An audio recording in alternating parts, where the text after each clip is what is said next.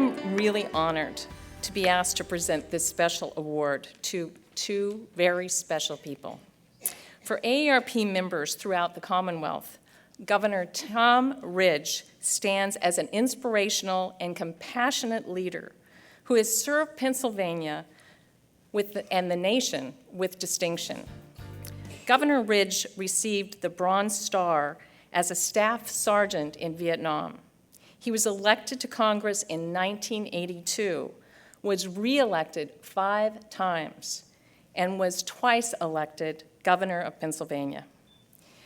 During his 1995 inauguration, the new governor hosted the first ever inaugural food drive to benefit food banks statewide.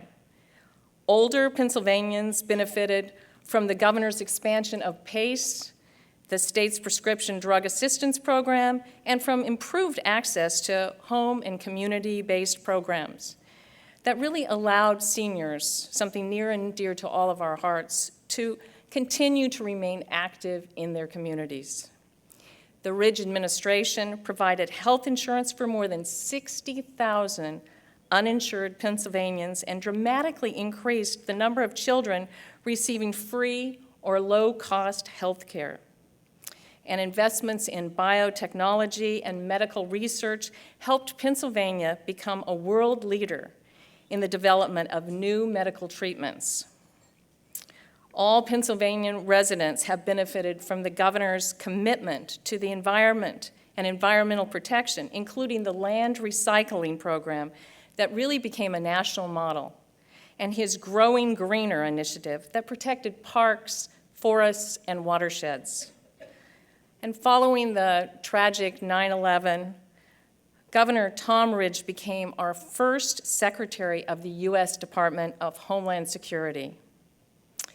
And with him, we're honoring his life partner, Michele Ridge, who is a former director of the Erie County Library System, has worked tirelessly to improve literacy and public library funding, which has really enhanced the quality of life for older adults and their families in communities statewide.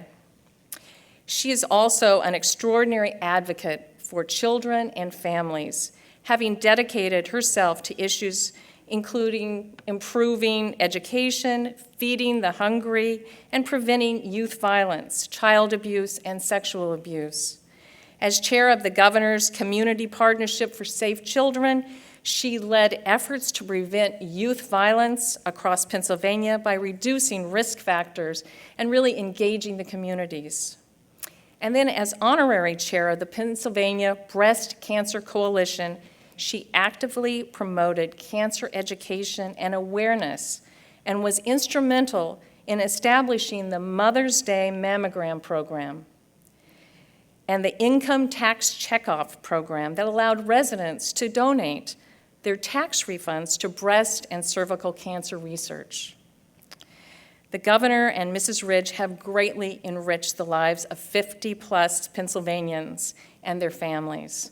On behalf of AARP Pennsylvania and AARP's 1.8 million members statewide, and on behalf of the National Board of Directors, I am very proud to present Michele Ridge with the inaugural AARP Pennsylvania Legacy Award, which she'll accept for both herself and her husband.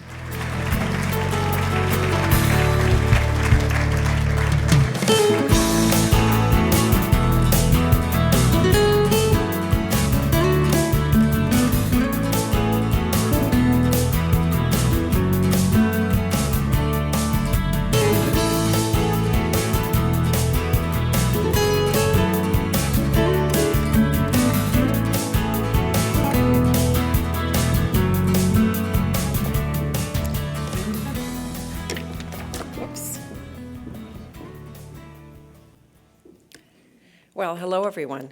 Hello. It's so nice to be in Pennsylvania, and we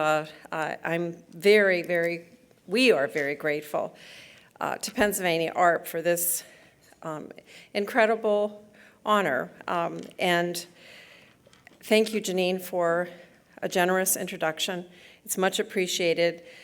As you can see now, Tom was unable to be here today. He's in New York City because he serves as chairman of the National Organization on Disability Board, an issue that has been near and dear to him for a long time, going a position he's held for the past 5 years. It's a nonprofit, and today is their board meeting. But he asked me especially to greet everyone and convey his gratitude, extend his gratitude to all of you. And we are humbled when we looked at the program for today, the excellence of the volunteers who have worked very hard as volunteers, but most importantly as effective volunteers, to move forward the AARP agenda, and especially for Pennsylvania. So we're very proud. We know that Pennsylvania is always a leader, so we didn't need to have Yvonne tell us that, but it's wonderful to see that so many are so committed to issues that benefit Pennsylvanians. You know, many people ask me what Tom is up to these days. Occasionally, very occasionally, they see him on television here and there, but for the most part, Tom is busy working for NOD and veterans issues for the Flight 93 National Memorial, heading his own little consulting firm, and speaking to audiences about America's role in the world. He travels extensively, and believe me, he gets pulled over for secondary screening and has to take his shoes off in the security line just like everyone else. Well, that makes people laugh when they see that, if they remember who he is, which he says delights all who see him standing there in his socks like everybody else.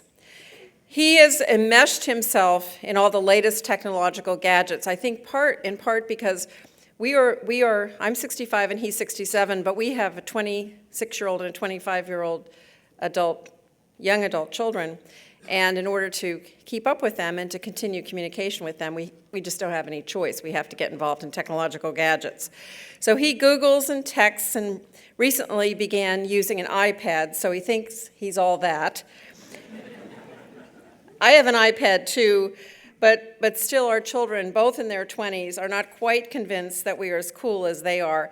And of course, you know, our older child, our daughters, used to say to me, "Oh, Mom, you grew up in the 50s. You grew up in the 50s. I did grow up in the 50s. Of course, we tell them how we used to walk 5 miles in the snow to school, sort of, carrying our own heavier versions of iPads, but back then they were called books, and believe me, they were a lot heavier than iPads.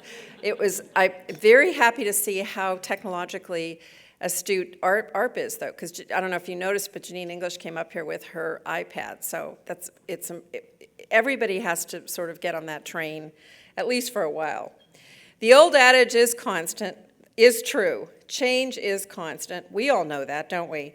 Whether it's the definition of cool or the definition of quality of life.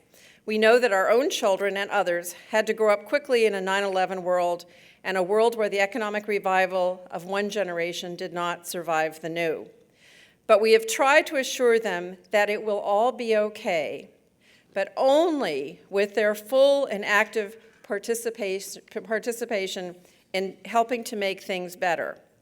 They now understand that furthering change through service and volunteerism is not only their generation's responsibility, but also every generation that inhabits the earth.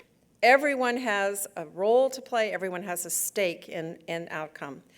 All know now more than ever, perhaps, that in a time of crisis, there is no place for neutrality.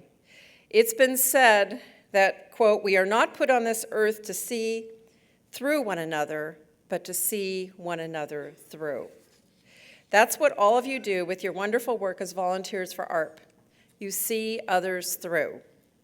In the midst of a challenging economy, given the delicate thread that has quickly frayed or snapped as families try to keep up, as our most vulnerable citizens, particularly our older citizens, try to address their most basic needs, you have answered the call to step up, to reach out more than you ever have, and understandably with less resources than you've ever had. That's no small feat, and yet you do it anyway. That is the legacy all of you are leaving within the communities in which you serve. Of course, we know that we all have more to do where more is needed. Because we all know that we have to continue to step up when more of our neighbors are falling down, it's not enough to try, we must do. We know it's human nature to blame people for their own circumstances or to overlook people because their point of view is not ours, their lifestyle is not ours, their faith is not ours. But we also know that solidarity is our salvation. And if we are ever to stay joined together, we must forget the differences and unite as citizens of our communities, our wonderful Pennsylvania Commonwealth, and our country. You never quite know what to say when you preach to the choir, when you say people need our help, and you know that everyone in this room is already helping. Most of the time, I think what's needed most is recognition that you're having an impact, that what you do really does matter, and it surely does. There's a wonderful quote by someone with the initials TR, and it's not Tom Ridge, though I'm sure he wishes he'd said it, and believe me, he has probably said it 5,000 times because he loves this quote from Teddy Roosevelt, who said, quote, "Far and away, the best prize that life offers is the chance to work hard at work worth doing," end quote. The best prize in life to our 26th president meant service to a cause greater than self. The prize is not in setting yourself apart through celebrity and fame, but rather in holding your communities, your country, your world together, particularly when it needs you most. Among my day-to-day experiences in life, in raising a family, in directing the Erie County Library, as First Lady of Pennsylvania, I've met extraordinary leaders, some with lots of titles, mayor, governor, senator, ambassador, and president. But I've been even more amazed at the leaders I have met who carry the title of citizen, extraordinary citizens who, when they join together, we are all proud of what they are able to do.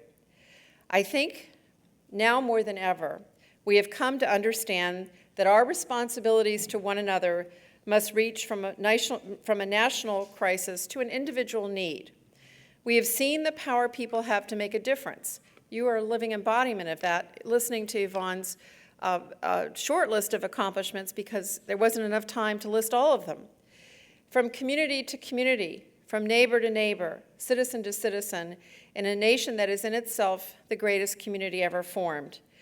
In my view, all who lay claim to the title of citizen are responsible for bettering society for those generations that follow us. Service to others is certainly a high calling, but it can easily get drowned out in the cacophony of competing societal values. Because while we certainly esteem service, we also are a society that prizes individual glory and achievement. We hoist our sports athletes up on pedestals. Lately, we have been fixating on the lives of young women and others falling apart before our eyes. Some of us know more, and this is especially true of the younger generation, my children's generation, and in some cases, perhaps your grandchildren's generation. Some of us know more about the lives and habits of Hollywood celebrities than our own families or even people in our neighborhoods. If you just look at the surface of American culture, the situation can sometimes seem pretty tenuous. But like most things in life, things are often different from what they appear. You don't have to look very far to see that the gilded surface of our culture is somewhat misleading. At our core, we are a society defined by a common commitment to one another, with a common belief in the value of freedom and a common heritage of sacrifice, heroism, and good deeds, and a country with great faith.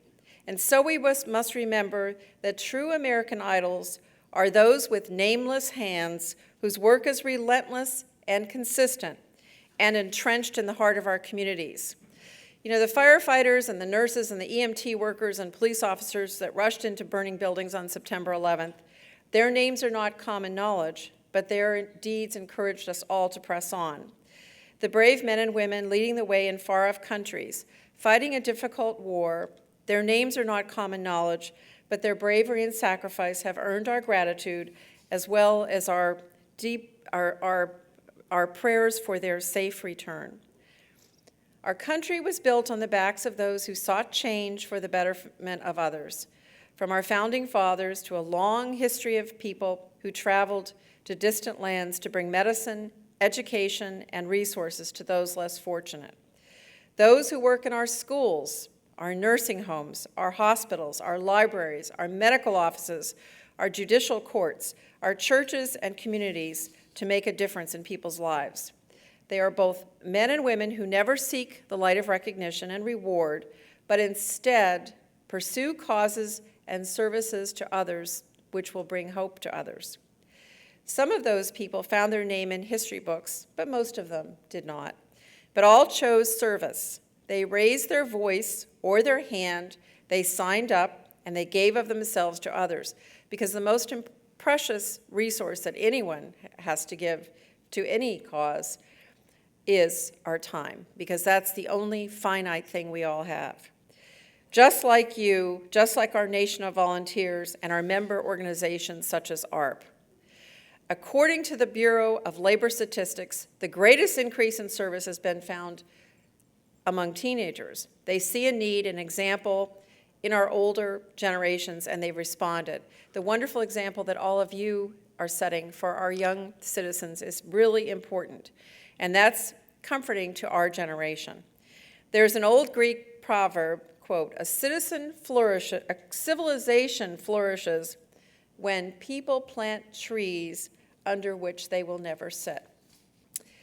Every tree we plant, everything we do, is not only critically important today, but also important tomorrow. It just sets all the ripples out. It is often the case that in a presidential campaign year, the country seems staunchly divided.